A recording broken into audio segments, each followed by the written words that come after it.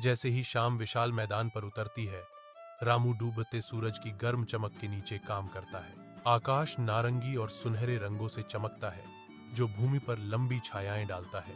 रामू की भौहों पर पसीना चमकता है, फिर भी एक शांत संतोष उसके थके हुए चेहरे से विकीर्ण होता है। कोमल हाथ से वह स्नेहपूर्वक अपने वफादार बैल को थपथ पाता है।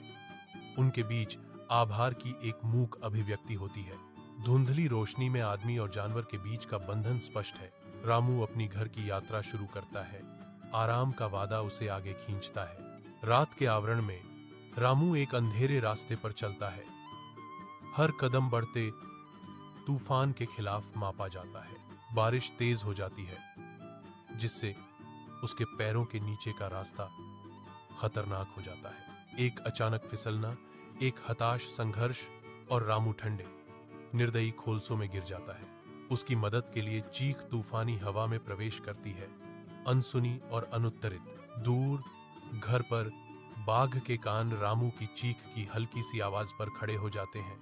वह वृत्ति और वफादारी से प्रेरित होकर नदी की ओर दौड़ता है। रात के आवरण में रामू खोलसो नदी के अंधेरे पानी में बेजान बहता है। एक शक्तिशाली रूप पानी में फट जाता है।